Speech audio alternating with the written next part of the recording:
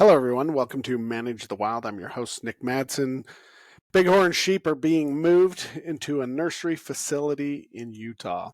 So, in Box Elder, which is in the northern part of Utah, there's a little strip of land that goes down into the Great Salt Lake. And a bunch of private donations, as well as some other groups, have gotten together, and they are working with the Utah Division of Wildlife to form what they call a nursery herd. All this land is on private land, but what they're going to do is they're going to completely fence off this land, and they're going to bring a roughly 150, they're hoping to get up to 150 bighorn sheep in this area. And what they're hoping to do is to have a nursery population where they can be free of disease and they can grow bighorn sheep and they can move them to areas that need to be repopulated, or areas that they need to do some transplants, or just populations that need a little help, so to speak. Not too long ago, back in 2020, they had a die-off where they had a movie on Antelope Island. They ended up having to wipe out the whole population. They ended up bringing some more in, and Antelope Island was supposed to be that nursery spot, but sheep are, because the Great Salt Lake is losing a lot of its water, it's being depleted. Animals are able to now cross from other areas, and there's a lot of sheep owners and wool growers in that area, and the goats and sheep are wandering onto Antelope Island, and the sheep themselves are wandering off of Antelope Island. That's how the infection happened. And so they were looking to bolster these different populations that are struggling from all these diseases, basically pneumonia-based diseases. So they got together.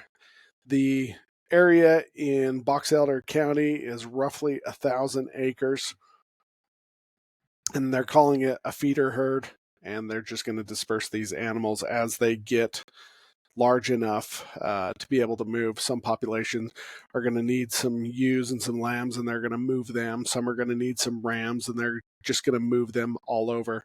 They said that absolutely no hunting will be done on this property.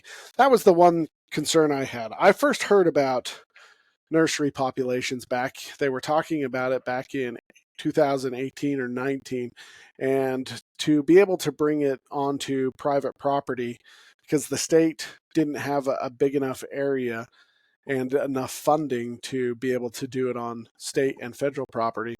So they were looking to do it on private lands. But one of the things that a lot of the private landowners wanted was a tag every 3 to 5 years.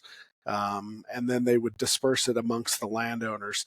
And so this would give you, they estimated the cost for these tags would be between $2, 3, maybe $400,000, depending on how large these rams got. And I wasn't happy about that, because putting it on private property, a lot of people who are interested in bighorn sheep won't have the opportunity to go and view these bighorn sheep, these rams, and be able to take pictures, because it was on private property, so they wouldn't have access. They also wouldn't be able to hunt, but yet the landowner was then going to turn around.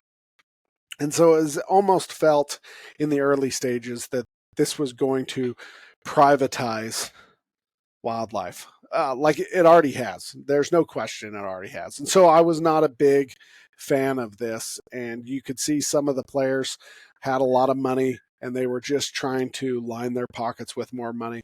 I'm glad the way it's worked out now, where they are fencing it off.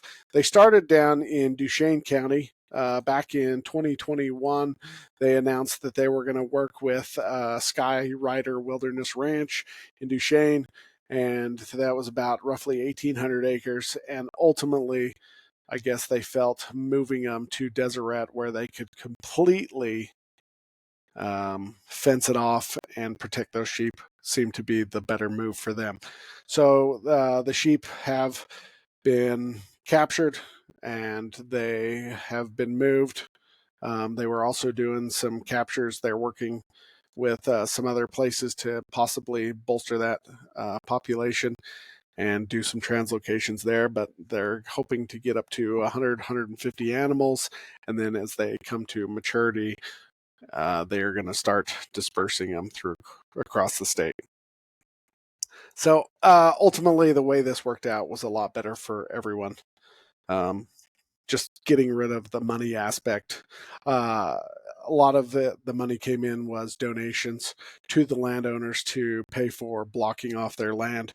So the one thing I was concerned is the state was just now going to be hogtied, and they weren't going to be able to pull these animals off because they were going to go to court and whatever. And a bunch of different sport groups have stepped in to fund this and pay for the fencing and pay for the land and help the landowners recoup those costs that they're going to lose.